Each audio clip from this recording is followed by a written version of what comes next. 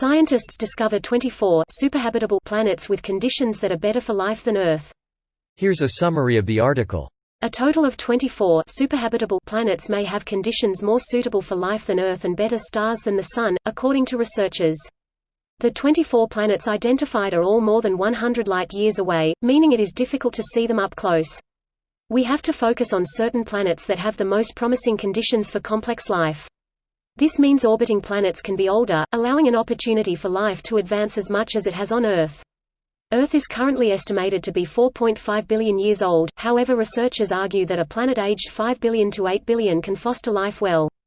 None of the 24 planets identified met all of the criteria, however there is one that meets 4 of the critical characteristics, meaning it may be more comfortable for life than Earth. Professor Dirk Schulze-McCutch said, "It's sometimes difficult to convey this principle of superhabitable planets because we think we have the best planet." This post received a score of 86,000, with an upvote ratio of 89%. Here are the top comments in response to this article. The asterisk attached to that headline is almost as large as the distance between our planets. Greater than the asterisk attached to that headline is almost as large as the distance between our planets.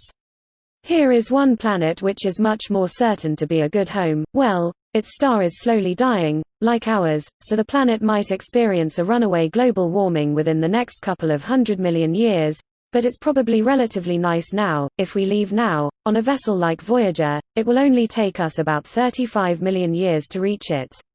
Leaving us hundreds of millions of years to enjoy that star. Gonna get my tan on. This sounds like a decent space cult I could form. Edit. Based on the enthusiastic support I vote we name ourselves Sons of Orpheus after his legendary journey into the underworld. It gives me an excuse to bury everyone with a radical guitar as well. Usually I like to send happy, snarky personalized messages to everyone. Let me see what I can do with this. Sign me up, leader. I'll bring the Kool-Aid. It was actually Flavorade. Why aren't there more jokes about Reverend Jim Jones? Because the punch line is too long. Hail yourselves. Magustulations. Habitable does not nearly mean hospitable to humans. Think of all the nasty, venomous, poisonous things running around Earth's equatorial regions. I imagine superhabitable planets could be a lot worse. Venomous suggests life exists there already, which is kind of a leap. ATM. IDK. With all that noise about Venus, it might be more likely than we think.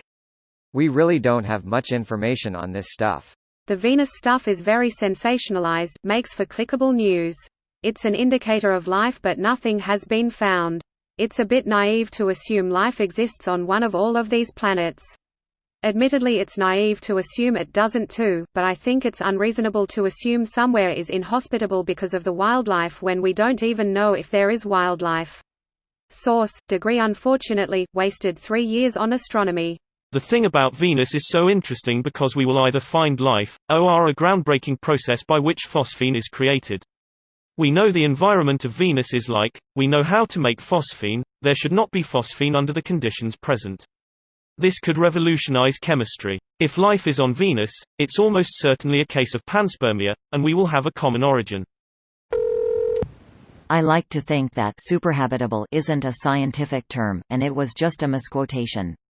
The scientists were just like, yeah, these planets are like, superhabitable. Rips bong. This video was automatically created by Reddit to speech. The article and comments in this video were selected from Reddit according to their upvotes, and any paraphrasing was performed by smmry.com, without any human intervention.